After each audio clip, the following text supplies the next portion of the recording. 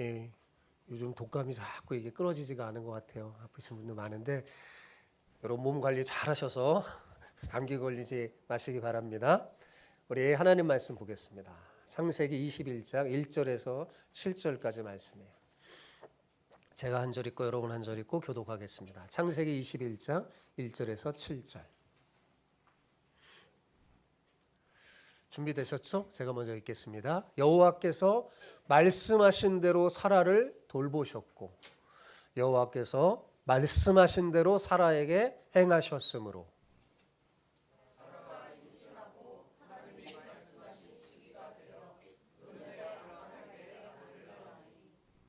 아브라함이 그에게 태어난 아들 곧 사라가 자기에게 낳은 아들을 이름하여 이삭이라 하였고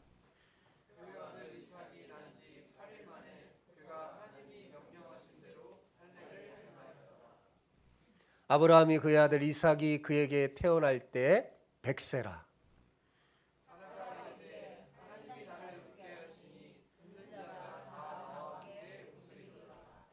또 이르되 사라가 자식들을 젖먹이겠다고 누가 아브라함에게 말하였으리요마는 아브라함이 노경에 내가 아들을 낳았도다 하니라.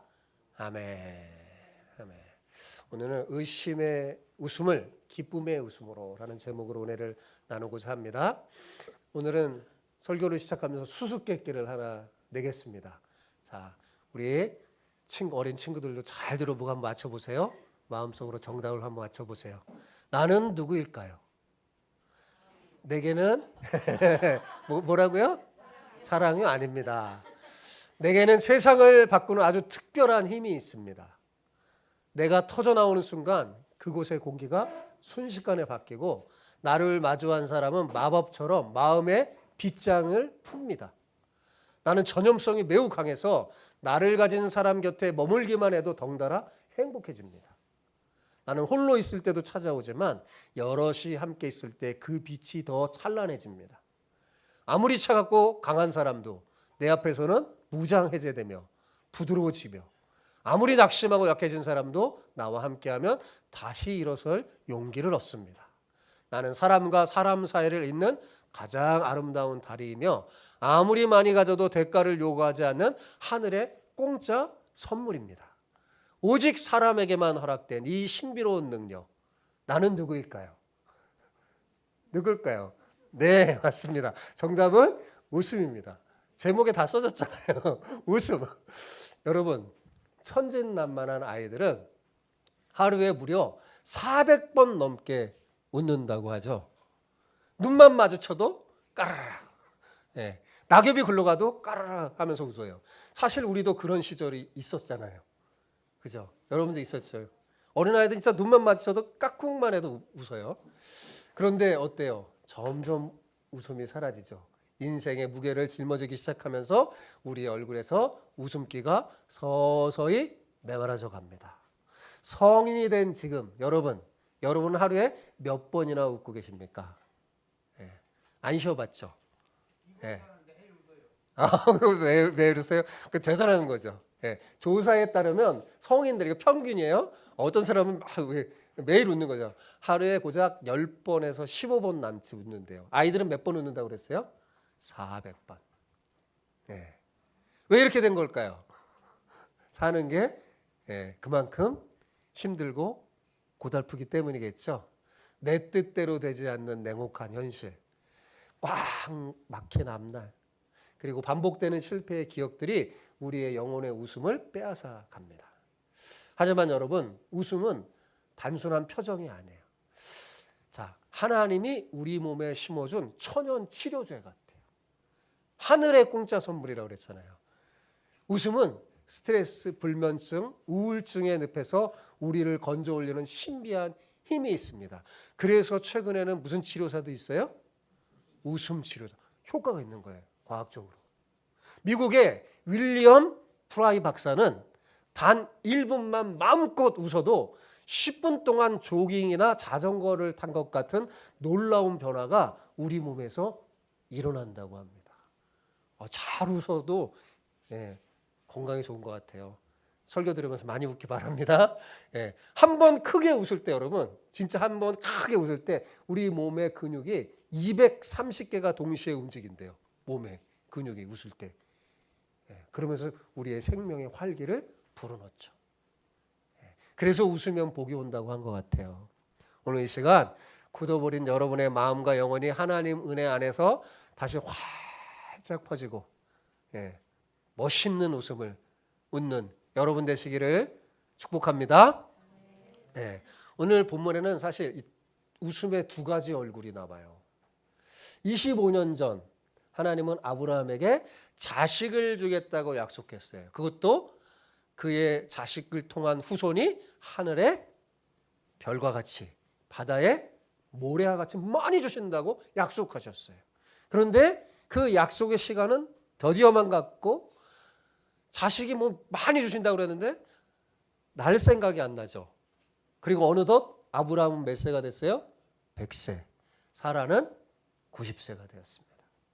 인간적으로는 가망이 전혀 없는 상태죠. 이때 그들이 지었던 웃음이 뭐였습니까? 바로 의심의 웃음이었어요. 하도 믿지 못하니까 하나님이 1년 전에 찾아왔잖아요. 그죠? 이삭이 낳기 1년 전에. 내년 이맘때 아들이 있으리라 해도 이들이 믿었어요, 안 믿었어요? 의심의 웃음을 졌어요. 하나님 말도 안 됩니다. 제 처지 좀 보세요. 라고 허탈하고 씁쓸한 냉소를 보였죠. 물론 하나님 앞에서는 잘 하지만 그들이 속으로, 예, 그렇게 웃었어요. 예. 그래서 재밌는 장면도 있었잖아요. 앞부분에서 하나님이 사라한테 웃었다 그러니까 사라가 아닙니다 그러고 막 그러잖아요. 웃었어요. 무슨 웃음을 웃었다고요? 의심의 웃음을 웃었어요. 그런데 오늘 본문에서 그 의심의 웃음이 완전히 다른 웃음으로 바뀝니다. 바로 기적의 웃음, 기쁨의 웃음입니다. 예, 오늘 제가 여기서 설교를 하면 여러분 표정이 딱 보이거든요. 예, 근심이 있는 분들이 많이 있는 것 같아요. 예, 설교 듣는 중에 기쁨의 웃음으로 바뀌길 바랍니다. 예, 하나님은 오늘 우리에게도 바로 이 웃음을 선물하기를 원하세요. 예. 그래서 저를 통해 이 설교를 준비하게 하셨잖아요. 오늘 말씀을 통해 여러분의 삶을 짓누르는 의심과 탄식의 비웃음이 하나님이 터뜨려 주시는 축제의 웃음으로 바뀌는 역사가 일어나기를 소망합니다. 오늘 옆에 계신 분과 이렇게 축복하며 인사합시다. 기쁨의 웃음의 주인공이 되시길 축복합니다. 시작. 기쁨의 웃음의 주인공이 되시기를 축복합니다. 아멘. 아멘. 예. 우리가 인생에서 웃음을 잃어버리는 결정적인 이유 중에 하나는 아마 실망 때문일 겁니다. 그죠? 믿었던 사람에게 실망하고 또 나 자신에게도 실망하고 지켜지지 않는 약속들의 상처를 입었기 때문이죠. 사실 우리는 참 약속을 자주 하죠. 그런데 어때요? 그 약속 때문에 실망을 많이 느껴요. 그죠? 약속을 하면서 우리는 꼭 지키겠다고 맹세를 합니다. 하지만 그 약속을 까맣게 잃어버려서 못 지킬 때가 얼마나 많습니까? 그래서 우리 자녀들이 실망을 해요.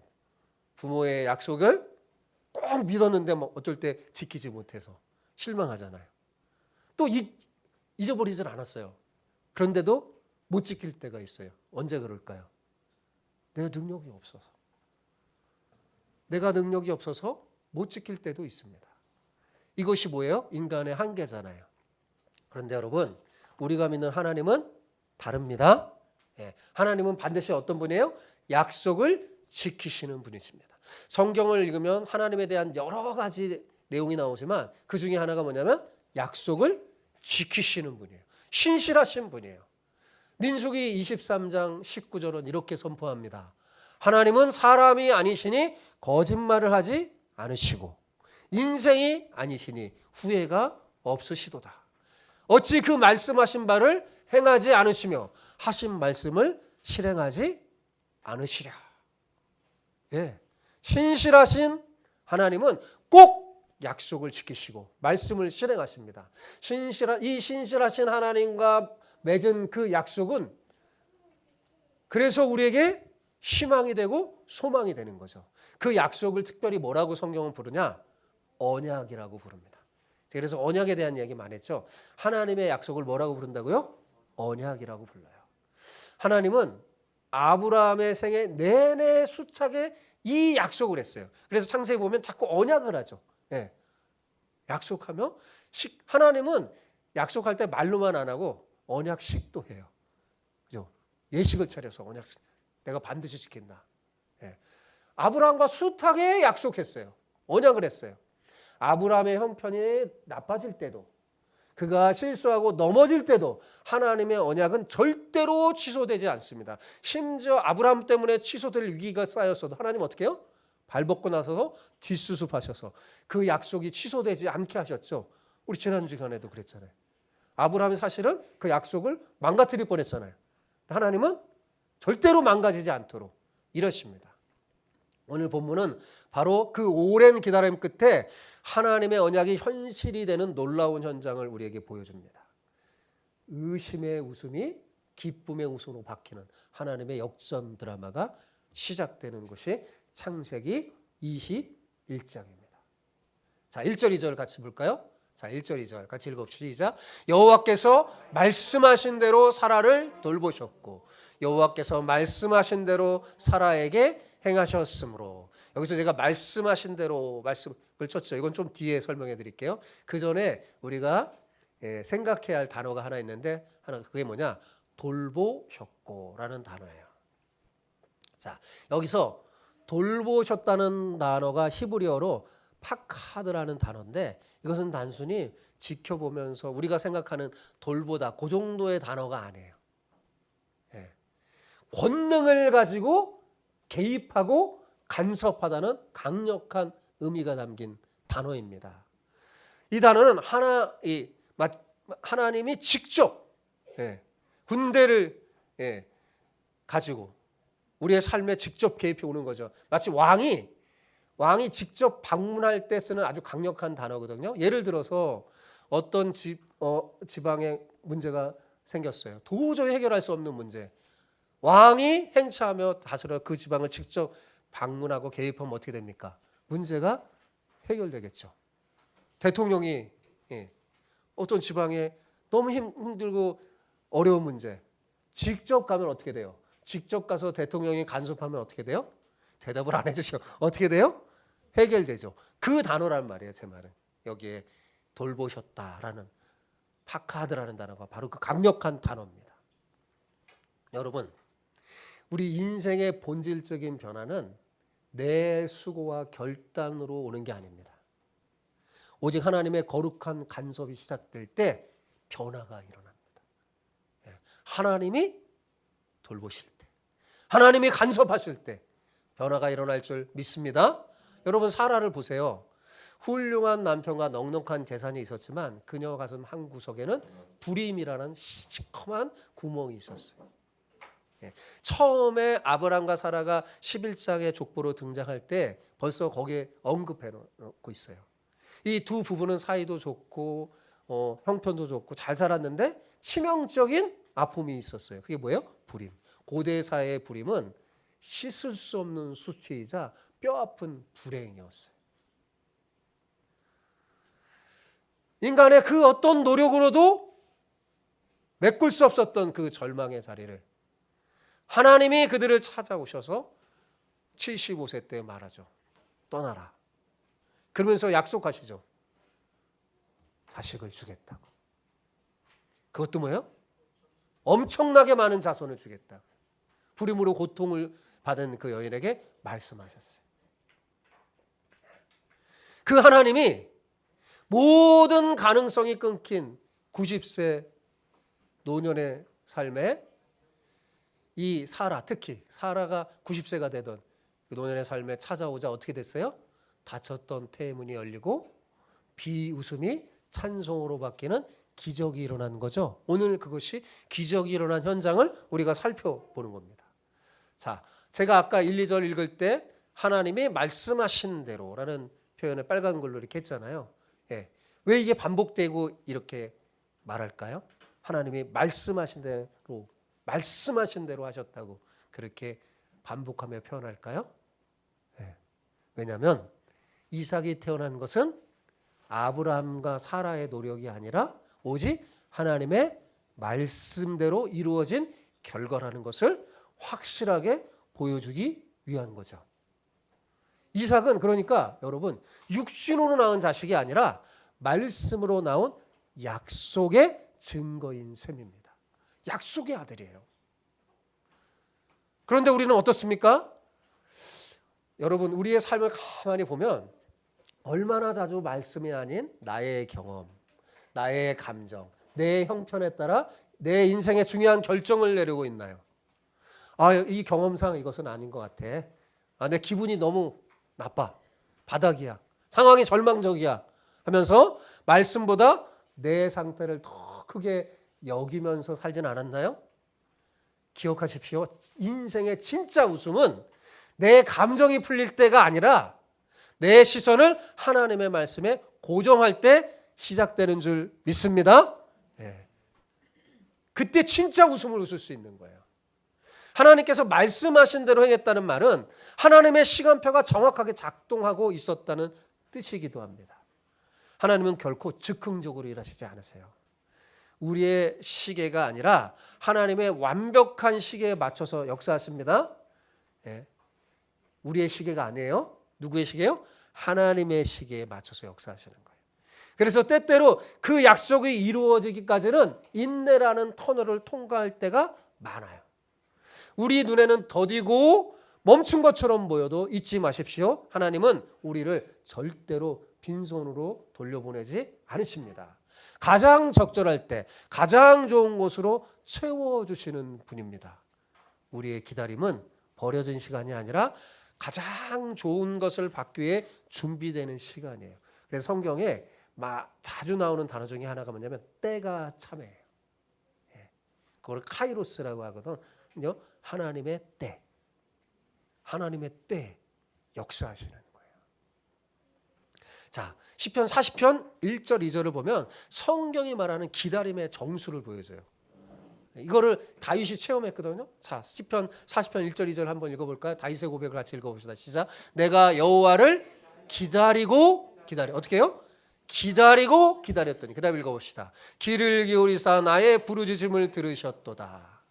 2절. 내가 기가 막힐 웅덩이와 수렁에서 끌어올리시고 내 발을 반석 위에 두사 내 걸음을 견고하게 하셨도다. 여호와를 기다리고 기다렸더니 마침내 하나님 뭐예요? 응답하셨죠. 여러분 이것이 성경 전체를 관통하는 영적인 원리예요. 안타깝게도 죄로 물든 우리에게는 조급증이라는 질병이 있습니다. 아브라함도 있었죠. 사라에게도. 내 시간표대로 안 되면 금방 불안하고 의심하죠. 그래서 뭔가를 이루잖아요. 꼭 문제가 생기는 거예요. 그 조급증 때문에 아브라함에게 뭐가 생겼어요? 이스마엘이 낳게 된 거잖아요.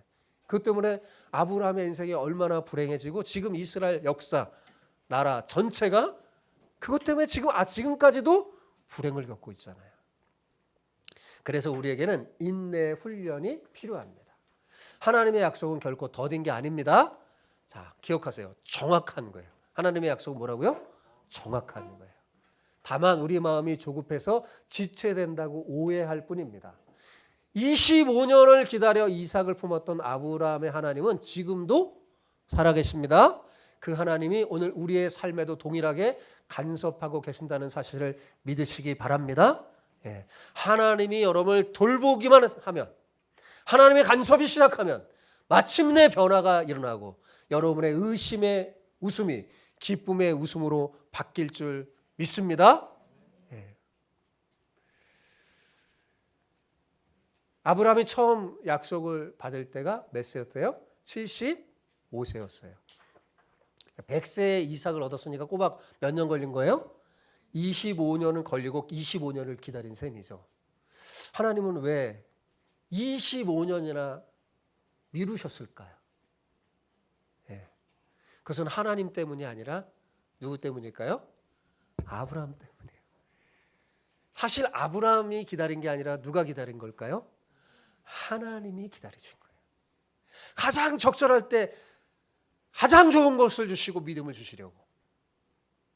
그 시간은 아브라함의 인간적인 수단이 다 끊어지고 오직 하나님만을 의지하는 진짜 믿음이 만들어지는 해산의 수고와 같은 시간이었어요.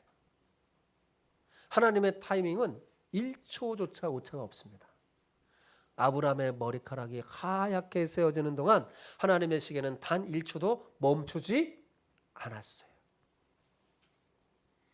이제 됐구나 되었을 때 정확한 그 시기에 이루어진 거죠.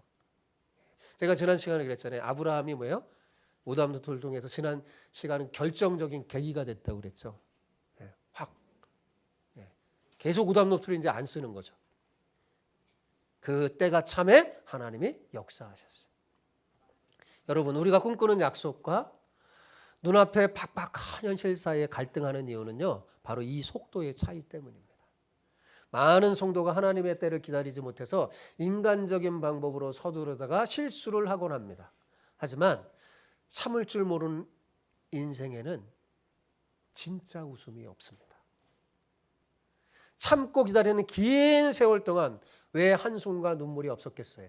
하지만 그 모든 시간을 통과할 때 하나님이 정확하게 이삭을 선물로 주셨어요. 아브라함은 이삭을 품고서야 깨닫습니다. 오늘 사건이 중요한 게 뭐냐면 이삭을 품에 품고 아브라함이 절대적으로 깨달은 게 뭐냐? 아, 내가 믿은 하나님은 정말 능치 못함이 없으시는 엘샤다이시구나. 전능하신 분이구나. 라는 걸 확실히 알았어요. 그 하나님은 안 믿은 게 아닌데 믿었지만 엘샤다이심을 믿지 못한 거예요. 그런데 이삭을 품에 안고 그는 확실히 아는 거예요. 아, 내가 믿은 하나님 누구라고요? 엘샤다이구나. 이 깊은 깨달음과 훈련이 있었기 때문에 훗날 가장 소중한 이삭을 하나님께 기꺼이 내어드리는 위대한 순종도 가능했던 거죠. 앞부분에 아브라함을 살펴보면 절대로 그 순종을 할 수 있는 수준의 사람이 아니에요. 그런데 자기가 믿는 하나님이 엘샤다임을 깨달았을 때 기꺼이 이삭도 100세에 낳은 이삭도 하나님 앞에 내어놓을 수 있는 순종을 할 수 있었던 거예요. 왜요? 하나님의 약속은 엘샤다임은 특징이 뭐예요? 약속을 지키잖아요. 근데 하나님은 이삭을 주겠다고 하고 이삭을 통해서 뭐라고 그랬어요? 큰 민족을 이루겠다고 했잖아요. 이삭을 내어놓으래요, 제물로. 아브라함이 엘사다이를 믿으니까 어때요? 하나님의 방법대로 하시겠지. 이삭을 죽은 자 가운데서도 다시 살리셔서 하나님의 역사를 이룰 것임을 믿은 거예요. 이건 제 해석이 아니라 히브리 기자의 해석입니다. 네. 중요한 건 아브라함이 뭘 믿은 거예요? 엘샤다이 하나님을 이제 깨달은 거예요. 이렇게 하나님이 말씀대로 하시고 하나님의 말씀이 이루어지는 것을 눈앞에서 아주 격렬하게 놀랍게 경험하자 아브라함도 이제부터는 뭐냐면 말씀대로 반응하기 시작합니다. 이제 하나님의 말씀대로 순종하며 반응하기 시작합니다. 아들이 태어난 지 8일 만에 하나님의 명령대로 할례를 행합니다. 자, 보세요, 여러분. 그 전에 아브라함 할례를 행했어요. 할례의 고통을 알았을까요? 몰랐을까요? 알죠. 엄청나게 알죠. 난 지 8일 안에 100세에 난 그 아들에게도 뭐예요? 할례를 행합니다. 100세 얻은 그 금쪽 같은 그 자식을 자기 방식대로 키우지 않고 이제 뭐예요? 하나님의 법도대로 키우는 겁니다. 여기서 우리는 성숙해진 아브라함의 믿음을 봅니다. 여러분, 하나님의 신실함을 맛본 사람은요, 자녀가 아버지를 닮듯 그렇게 하나님을 닮는 순종의 길로 들어섭니다. 이삭이라는 이름도 하나님이 지어줬죠. 아브라함이 지은 게 아니에요. 참 하나님은 너무 재미있어요. 이삭이라는 이름을 줬어요. 이삭의 이름의 뜻이 뭐라고 그랬어요? 네. 이삭의 이름의 뜻이 웃음입니다. 아브라함과 사라가 의심의 웃음을 지니까 하나님이 그들에게 진짜 아들을 주면서 이름도 어떻게 줘요? 웃음이라고 지어주는 거예요. 과거 아브라함은 하나님의 약속을 듣고 어이없어서 웃었습니다. 하지만 하나님은 그 비웃음을 거두시고 한숨뿐이었던 그 가정에 진짜 웃음을 안겨줬어요. 네. 그래서 이삭이라는 이름을 아들 이름을 부를 때마다 생각나겠죠. 하나님이 우리의 의심의 웃음을 진짜 웃음으로 바꿔주셨구나 생각나겠죠. 이 웃음은 세상에 만든 게 아니라 하늘에서 내려온 선물이었어요. 우리도 내 한계가 아니라 주님의 약속을 바라보며 살면 하나님이 주시는 이 진정한 웃음을 우리도 가지게 될 줄 믿습니다. 이 사건으로 사라 역시 완전히 변합니다. 그래서 히브리서 11장의 믿음의 반열에 사라가 기록되는 거예요. 진짜 이제 이 사라도 누굴 믿는 거예요? 엘샤다이를 믿게 된 거예요. 기적 같은 약속의 성취가 경험되자 그녀의 영혼에 기쁨의 웃음이 터져 나왔어요. 평생 자식 없이 서러움 속에 겪은 마음고생이 얼마나 컸겠어요. 아마 사라가 더 고통스러웠어요. 여인의 고통이 더 컸죠. 자식 없는 고통이. 그 깊은 골짜기를 지나 아들을 품에 안았을 때 사라는 주체할 수 없는 감격으로 소리칩니다. 이렇게 말해요. 하나님이 나를 웃게 하시니 듣는 자가 다 나와 함께 웃으리로다. 여러분, 이 고백은 단순한 기쁨을 넘은 승리의 찬가예요.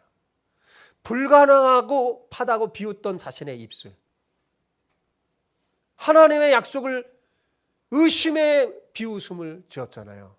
근데 그 입술이 지금 뭐예요? 하나님을 찬양하는 감격의 입술로 바뀌었습니다. 사라는 이제 확신합니다. 나를 웃게 하시는 이 하나님이 이제 나를 보는 모든 사람까지도 함께 웃게 하실 것이라고 말입니다. 사라의 웃음의 근원은 상황이 아니라 하나님이셨어요. 웃음의 근원이 여러분 사람이나 세상일 때는 그 웃음이 언제 울음으로 바뀔지 모릅니다.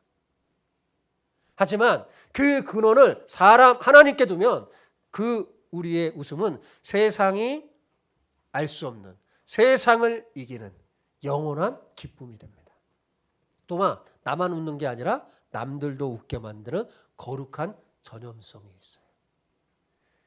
그러니까 기다림은, 특히 하나님을 기다림은 그저 견뎌야 하는 수고스러운 시간이 아니에요.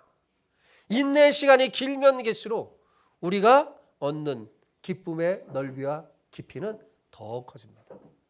나 자신뿐만 아니라 보는 사람조차 함께 웃게 만드는 이 장엄한 광경, 이 진정한 웃음의 근원은 이 세상과 물질적인 풍요가 아니라 뭐예요? 오직 우리 하나님이셨어요. 마지막으로 기억하십시오. 하나님의 약속을 믿는 믿음은 관념이 아니에요. 실제적인 능력입니다. 아브라함과 사라는 우리와 똑같은 허물투성이의 사람이었어요.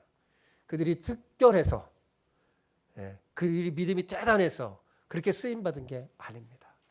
그들도 약하고 허물투성이었어요. 그들을 향한 거룩한 열심을 품으신 하나님이 신실하셨기 때문입니다. 우리가 믿는 하나님도 그들과 똑같은 하나님이세요.